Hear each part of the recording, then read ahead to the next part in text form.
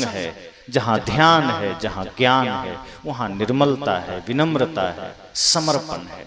तो सद्गुरु कहते हैं कि जब प्रेम जीवन में आ जाए तो समझना आप ज्ञानी हो गए, आप पंडित हो गए। यहाँ पंडित से अर्थ है जिसके भीतर का विवेक जग गया, जिसने अपने विवेक को जगा लिया। शुद्ध अर्थ है ज्ञानी। पंडित मतलब ज्ञानी, जो ज्ञान को जान लिया, जिसने सत्य को जान लिया, वो पंडित हो गया। वो कोई भी हो सकता है। और यदि हमने अपने भीतर के ज्ञान को नहीं जगाया, हमने अपने भीतर के सत्य को नहीं जगाया, तो फिर हम पंडित नहीं हैं, फिर हम साधु नहीं हैं, फिर हम पुजारी नहीं हैं, फिर हम साधक नहीं हैं। अब हम साधु हैं बाहर से और भीतर साधना ना हो तो बाहर से साधु तो हो गए, भीतर साधना नहीं है तो कोई मतलब का नहीं। पुजारी हैं और पूजा का भाव नहीं है तो पुजारी होना किसी काम का नहीं। ध्यानी हम हो गए और ध्यान हमारे भीतर नहीं उतरा तो ध्यानी होने का कोई अर्थ नहीं। और यही होता है, हम बाहर से हो जाते हैं, भीतर परिवर्तन नहीं होता। बाहर से होना सरल है, भीतर होना कठिन है। साधना तो भीतर होने में है। अगर भीतर से हम साधु हो गए तो समझना कि हमने सब कुछ पा लिया। अब बाहर से हुए तो दूसरों को तो धोखा दे देंगे हम कि हाँ हम बाहर से हो गए।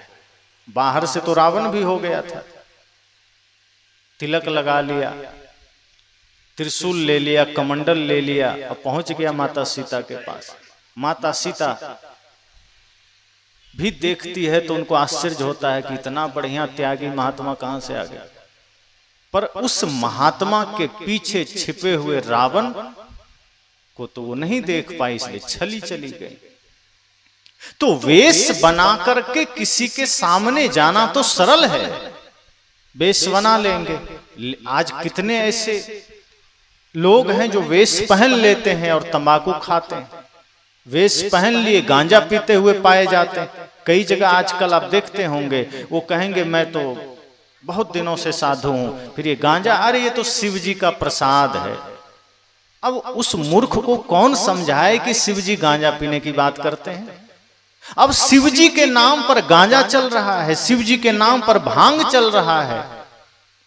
अब किसी से कहो कि भाई शिव के नाम पर अत्याचार तो मत करो, शिव तो परम ध्यान का नाम है, परम त्याग का नाम है, परम शक्ति का नाम है, उनके नाम पर तुम गांजा पी रहे हो। अरे हाँ भाई, शिव जी का प्रसाद है, शिव जी को चढ़ता था इसीलिए पी लेते हैं। तो शिव जी तो विष भी पान किए थे, तुम भी 2-4 दिन पी के देखो, एक के बार में वृंदावन बिहारी लाल की जय हो जाएगा, राम नाम सत्य हो जाएगा। शिव जी तो गले में सांप भी लपेटते थे, तुम बिच्छू ही बांध के चलो थोड़ा।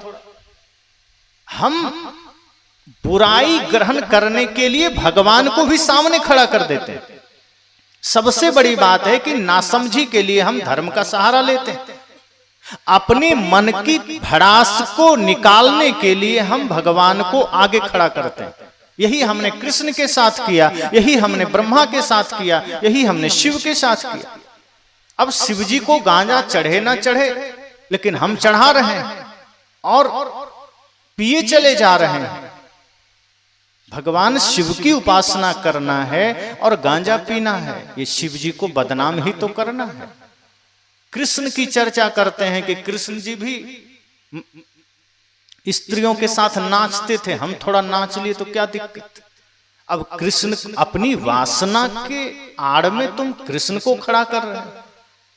अब कृष्ण को सामने करके अपनी वासना को प्रदर्शित करना मूर्खता ही तो है। कृष्ण के कुछ घटनाओं को हम उद्धरण कर देते हैं, उद्धृत कर देते हैं कि कृष्ण ने किया, कि स्त्रियों के कपड़े चुराए, कुछ लोग उदाहरण दे देते हैं। अब ये बात में मुझे थोड़ा सा कुछ लक्षणार्थ छिपा हुआ दिखता है कि मान लो श्री कृष्ण एक संदेश देना चाहा कि खुले में माताओं को स्नान नहीं करना चाहिए, मर्यादा का पालन करना चाहिए। शायद ये शिक्षा देने के लिए उन्होंने बाल्यावस्था में कपड़े छिपा दिए। अब बाल्यावस्था है, पुत्रवत है, पुत्र रूप में उन्होंने माताओं को शिक्षा दे दिया। अब इससे भी जो वासना के वशीभूत लोग हैं वो भी इसमें गंदगी देख लेते हैं। अब स्त्रियों के साथ रास करते हैं जो परम योगेश्वर हैं, परम योग को उपलब्ध हैं श्री कृष्ण, वो रास करेंगे लड़कियों के साथ। अगर आप महाभारत में भगवान श्री कृष्ण को देखेंगे तो बड़ा ही निर्मल छवि है उनकी। बाद में कुछ ग्रंथों में उनके साथ रास जोड़ा गया है, वो सत्य नहीं है, कृष्ण की छवि को बदनाम किया गया। जब गीता को आप पढ़ते हैं, उस गीता में इस तरह के अद्भुत ज्ञान देने वाले कृष्ण महिलाओं के साथ नाचेंगे, ये उनको बदनाम करने की साजिश है। और हम उनके आड़ में हम तमाम तरह के कचड़े पाले चले जाते हैं, शिव के आड़ में नशा किए चले जा रहे हैं, शिव के आड़ में मांसाहार किए चले जा रहे हैं, शिव के आड़ में तमाम तरह के पाप किए चले जा रहे हैं, लेकिन हम शिव जी के परम ध्यान को नहीं समझते। कहा है ना, मूड मुड़ाना बहुत सरल है, मन मूड़न आसान नहीं, व्यर्थ भभूत रमाना तन पर यदि भीतर का ज्ञान नहीं। पर की पीड़ा में मोम सा पिघलना है साधना, पाना नहीं जीवन को बदलना है साधना। आगे क्या कहा, मंदिर में हम बहुत गए पर तन यह मंदिर नहीं बना, व्यर्थ शिवालय में जाना यदि मन शिव सुंदर नहीं बना। पल पल समता में इस मन का ढलना है साधना, पाना नहीं जीवन को बदलना है साधना। अब हमने देखा कि मूड मुड़ाने से कुछ बात बन जाएगी, मूड हमने मुड़ा लिया, सिर का बाल कटा दिया, लेकिन मन को नहीं मुड़ाया, मन के विकार को नहीं हटाया, तो मन में कचड़ा है, मन में गंदगी है और सिर के बाल कटवा दिए, तो क्या मोक्ष मिल जाएगा? नहीं मिलेगा। शरीर पर तो भभूत लगा दिया और भीतर का ज्ञान हुआ नहीं, भीतर तो वही आडंबर है, तो क्या मिलेगा? सच तो यह है कि दूसरों की पीड़ा में अगर आपको अपनी पीड़ा नजर आ जाए, दूसरे की पीड़ा में आपके भीतर भी संवेदना जागृत हो जाए, आपके भीतर भी थोड़ी सी हलचल पैदा हो जाए, तो समझना आप भी शिव भक्त हो गए। अगर दूसरे की समस्या को देखकर आपका मन द्रवित हुआ, तो समझना आपके भीतर भी भगवान की भक्ति जग गई। पर हम तो सोचते हैं दूसरे की समस्या बनी रहे। एक आदमी शिव जी की भक्ति करता था, अब वो इतनी कठोर भक्ति करता था कि शिव जी को प्रसन्न कर लिया, लेकिन उस आदमी को देखा देखी बगल में एक आदमी और तपस्या कर रहा था, उसे लगा हम भी प्रसन्न कर लेंगे, पर दोनों में ईर्ष्या हो गई। दोनों में ईर्ष्या ये हुई कि हम कर रहे हैं, देखा देखी ये भी कर लिया, अब हमको वरदान देंगे शिव जी, इसको भी देंगे, तो थोड़ी सी ईर्ष्या तो हो ही जाती। और शिव जी भी ऐसे कि प्रकट हुए, उन्होंने जो पहला आदमी था उससे पूछा कि बताओ तुम्हें क्या वरदान चाहिए। उसने कहा प्रभु वरदान तो हमें चाहिए। कहा ठीक है बोलो क्या चाहिए। कहा 3 वरदान चाहिए। कहा मिल जाएगा। अभी सोच रखा था कुछ मांग लेंगे, लेकिन तभी शिव जी ने कहा समय कम है, जल्दी जाना है, तुम्हारे बगल एक आदमी और बैठा तपस्या कर रहा है, ऐसा करता हूं तुम्हारे ही वरदान में उसको भी दे देता हूं। कहा नहीं नहीं मैंने किया है, मुझे दीजिए, उससे बाद में निपटिएगा। शिव जी ने कहा नहीं नहीं ऐसा नहीं, समय कम है, तुमको देंगे, उसे भी मिल जाएगा। कहा ठीक है बताइए। कहा जितना तुम मांगोगे उसका डबल उसको मिल जाएगा। अब ये आदमी को ईर्ष्या हो गई। कहा ये तो बहुत बुरी बात, अब तो ये दिक्कत हो गई। अब तक तो मैंने सोच रखा था घर धन मकान जमीन मांग लेंगे, अब हम मांगेंगे 1 मकान उसे मिल जाएगा, 2 मकान, बड़ी समस्या हो जाएगी, बिना मेहनत के 2। उस आदमी ने सोचा अब क्या करें। शिव जी ने तो सोचा कि इसको हम ऐसा फंसा दिए कि थोड़ा मोड़ा कुछ मांगेगा हम भी निपट लेंगे, चल देंगे। शिव जी ने सोचा ही नहीं था कि धरती का आदमी है, खुराफात में बहुत आगे तक जा सकता है, उनको पता ही नहीं था। कहा ठीक है मांगो। उसने कहा प्रभु मेरी एक आंख फोड़ दीजिए। अब उसकी दोनों फूट गई, क्योंकि डबल वरदान मिलना था। शिव जी घबरा गए, कही आदमी तो बहुत आगे का निकला, मैं तो सोचा था थोड़ा मोड़ा धन मांगेगा उसको डबल मिल जाएगा, वो ज्यादा गरीब है। ये तो बड़ा ही टेढ़ा आदमी निकला, तपस्या करके भी मन का विकार ना मिटा, तपस्या करके भी मन का छल ना मिटा, मन की ईर्ष्या ना मिटी। अब शिवजी चक्कर में पड़ गए, कहे वचन भी दे दिया हूं, बिना 3 वरदान दिए मैं खिसक भी नहीं सकता। कहा अच्छा दूसरा क्या है? कहा एक टांग तोड़ दो, हम तो एक टांग पर चल लेंगे, एक आंख से देख लेंगे, उसके तो दोनों टांग गए, अंधा तो पहले ही हो चला। शिवजी घबराने लगे कि अब तो वो आदमी गया काम से, वो तो तपस्या किया था मेरे से वरदान पाने में, इसके चक्कर में मैं उसको मार दिया। शिवजी ने कहा चलो अब वचनबद्ध हूं, देता हूं। अब शिवजी घबरा रहे हैं, तीसरा पता नहीं क्या मांग दे। उसने कहा तीसरा एक किडनी फेल ही कर दो। अब उसकी दोनों फेल, बेचारा वहीं खत्म हो गया। शिवजी एक कथा है, वास्तव में ऐसा हुआ नहीं होगा। वास्तव में कथाओं की रचना होती है हमारी चेतना को जगाने के लिए, कि हम ईर्ष्या में तपस्या भी करने लग जाते हैं, हम भगवान का प्रयोग भी अपने स्वार्थ के लिए करने लग जाते हैं। तो कथाएं बिल्कुल झूठी होती है, लेकिन उसका संबंध हमारी चित्त से होता है, उसका संबंध हमारे जीवन दर्शन से होता है। इसलिए कहानियों की रचना होती है जिससे हम जग सकें। कहानी का मतलब ही है जो झूठ पर आधारित हो, जो कल्पनाओं पर आधारित हो, जिसका सत्य घटना से कोई वास्ता ना हो, लेकिन उसका हमारे जीवन से संबंध होता है। क्योंकि कहानियों से हमें एक प्रेरणा मिलती है कि इसका मतलब है ईर्ष्या कहीं भी नहीं करनी, भगवान की पूजा में भी नहीं। तो हमने भगवान का उपयोग भी नहीं किया, बल्कि दुरुपयोग किया है। धर्म का, मंदिर का, भगवान का, शास्त्र का हमने सिर्फ दुरुपयोग किया है, हमने सदुपयोग नहीं किया है। कृष्ण के नाम पर हम प्रेम की चर्चा करते हैं, प्रेम का नाम लेते हैं और उसके आड़ में अपनी वासना का खेल खेलते हैं। और कोई कहता है तो हम कहते हैं तो कृष्ण भी करते थे। अब जो कृष्ण गीता में जन्म मृत्यु के रहस्य की बात करते हैं, मुक्ति की बात करते हैं, तमाम वासनाओं से मुक्ति का सूत्र बताते हैं, वो कृष्ण आपको वासना में दिख रहे हैं। इसका मतलब हमारी ही कुत्सित विचारधाराएं हैं जिसके चश्मे लगाकर हम कृष्ण को देख रहे हैं। वो हमारी ही भीतर की वासना है और उसका परिणाम आज त्योहारों में दिखने को मिलता है। आप देख लीजिए, अभी गणेश चतुर्थी का त्योहार बीता, आगे दुर्गा पूजा का त्योहार आने वाला है, सरस्वती पूजा का त्योहार आएगा। लोग वही तो करते हैं, त्योहारों के नाम पर, माताओं के नाम पर अपनी वासना का खेल ही तो खेलते हैं। अब एक बार की बात है, सरस्वती पूजा का त्योहार था। मुझे बड़ा आनंद हुआ कि चलो जिन्हें हम विद्या की देवी मानते हैं, ऐसे माँ सरस्वती का त्योहार है तो विसर्जन भी उतना ही बढ़िया होगा।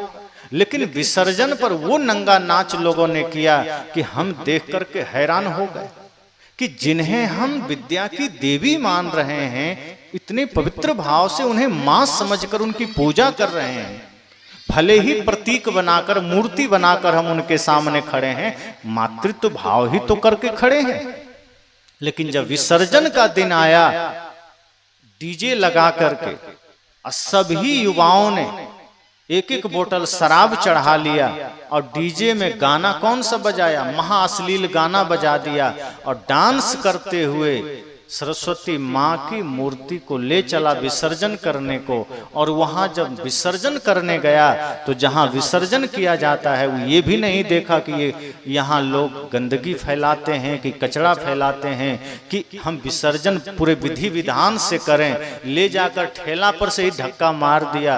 अब हाथ के बल गिरे कि सिर के बल गिरे, कुछ नहीं देखना है। नशे में इतना सारा तांडव करके चला, मौज में कि हमने तो सरस्वती पूजा मना लिया। मैंने उसी समय मंच से कहा कि क्या यही नंगा नाच तुम अपने मां के साथ कर सकते हो घर में? नहीं कर सकते। फिर सरस्वती मां को मां समझकर उनके सामने ये अश्लील गीत बजा करके ये अश्लील नंगा नाच तुमने कैसे कर लिया? इतना दुस्साहस कैसे कर लिया? तुमने त्योहारों को भी अपने मन के विकार को निकालने का साधन बना लिया, अपने मन के भड़ास को निकालने का माध्यम बना लिया। अरे उपासना ही करनी थी, निर्मल मन से करता, 2 दिन शराब नहीं पीता, बढ़िया भजन बजा लेता। दुर्गा पूजा में देखिए कितना तांडव होता।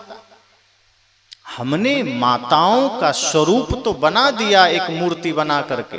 ये अलग बात है कि माँ में कभी जगत जननी का दर्शन नहीं हुआ, ये अलग बात है कि कभी अपने पिता में जगत पिता का दर्शन नहीं हुआ। हम उतने तक सीमित रखते हैं, मूर्ति बनाई दुर्गा माता की, पूजा किया और फिर नंगा नाच करते हुए शराब के नशे में अश्लील गीत बजाते हुए कहीं पानी में कहीं गंदगी में उलट दिया। कोई मतलब नहीं है। और जब घर आए अपनी माँ ने कहा बेटा एक गिलास पानी देना, तो आंखें बड़ा करके हम देखते हैं कि इतना समय नहीं है मेरे पास, खुद पी लेना। अभी तो माता दुर्गा की पूजा करके आए थे, अपनी माँ में दुर्गा का दर्शन क्यों नहीं हुआ? इस सृष्टि में जितनी भी नारियां हैं दुर्गा का ही तो रूप है। और तुम्हारी माँ ने तुम्हें जन्म दिया हो तो साक्षात जगत जननी है तुम्हारे लिए। अपने पिता में जगत पिता महादेव का दर्शन क्यों नहीं हुआ? सावन में आप शिव जी के तीर्थों में, उनके ज्योतिर्लिंगों में पहुंचते हैं, जल चढ़ाते हैं और पिताजी भूखे प्यासे बैठे हैं। अगर वो जल मांग दिए तो टाइम नहीं है, देखो कोई दे देगा, मेरे पास समय नहीं। अपने पिता को तुम जल नहीं पिला सकते तो शिव जी के ऊपर जल चढ़ाकर तुम्हें क्या लगता है खुश हो रहे होंगे? उनके दर्शन को जब आप पढ़ेंगे, वे कहते हैं कि जब तक संसार में एक भी व्यक्ति प्यासा है, मुझ पर चढ़ाया गया जल व्यर्थ है। अगर तुमने किसी प्यासे को पानी पिलाया तो समझना कि तुमने मुझे ही जल अर्पित किया है। ये शिव स्वयं कहते हैं।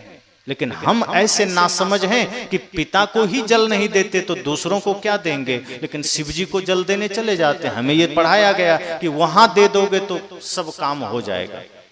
शिव जी कहते हैं मुझे भी श्रद्धा है मेरे प्रति तो कोई बात नहीं, लेकिन अगर तुमने मेरे ही बनाई सृष्टि में, अर्थात जहां मैं स्वयं निवास करता हूं, वहां तुमने उसका तिरस्कार किया है, अपने माता पिता का तिरस्कार किया है, तो तुम्हारा मेरे पास आना दुर्भाग्य ही है, वो सौभाग्य नहीं बन सकता। तो हमने तीर्थों का, हमने धर्म शास्त्रों का, हमने महापुरुषों का, हमने भगवान का चेहरा सामने खड़ा करके सिर्फ अपने भीतर के विकारों का साधा है, उसका ही कुत्सित प्रदर्शन किया है। यही सब कर रहे हैं। राम का चेहरा लगाकर, कृष्ण का चेहरा लगाकर, शिव का चेहरा लगाकर, यहां तक बुद्ध का चेहरा लगाकर, उनके नाम पर भी आज वही चल रहा है। आज आप जगह जगह जाइए, जितने भी आपको अधिकांश बौद्धिस्ट संत मिलेंगे, भंते मिलेंगे, वो सब जुआरी, मांसाहारी और मांस खाने वाले। बुद्ध जिस करुणा की बात करते हैं, जिस प्रेम की बात करते हैं, जिस परम आनंद और प्रेम की बात करते हैं, उनको मानने वाले आज मांसाहारी हुए। तो उनके नाम पर हम पूजा तो कर रहे हैं, उनके नाम पर हमने मंदिर तो बना लिया, लेकिन उनका सच का ज्ञान हमारे भीतर नहीं आया, उनका दर्शन हमारे भीतर नहीं आया। सदगुरु कहते हैं कि इसलिए मैं जब प्रेम की बात करता हूं, मैं जब सत्य की बात करता हूं, मैं जब यथार्थ बात करता हूं, तो लोगों को थोड़ी पीड़ा होती है कि कबीर तो हमारा विरोधी हो गए।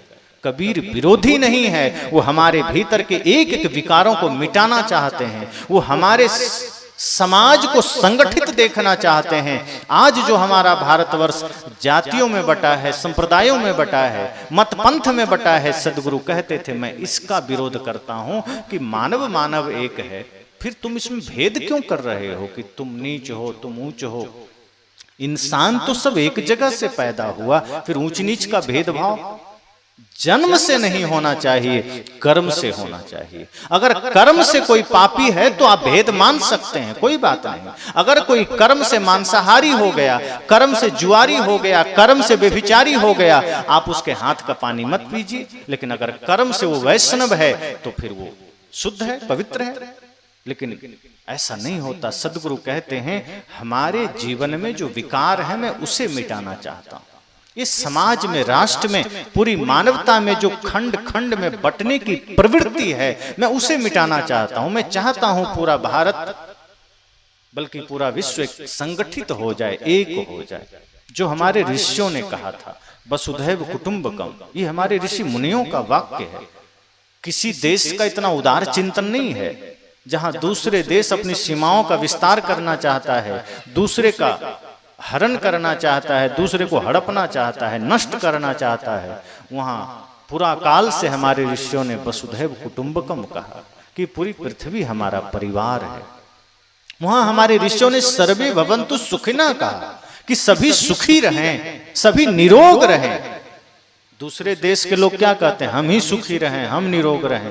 पड़ोसी को तो मलेरिया हो जाए, कोरोना हो जाए, बीमारी हो जाए, कैंसर हो जाए। चीन यही तो चाहता है।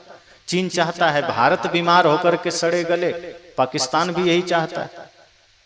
जितने भी देश हैं सब चाहता है दूसरे को नाश करना। भारत एक अकेला देश है जो सदा कहा है सर्वे भवन्तु सुखिनः सर्वे सन्तु निरामया। सदगुरु कहते हैं मैं यही पुनः जागृत देखना चाहता हूँ, यही भाव मैं पुनः सबके भीतर देखना चाहता हूँ। ये देश खंड खंड में ना बटे, संप्रदायों में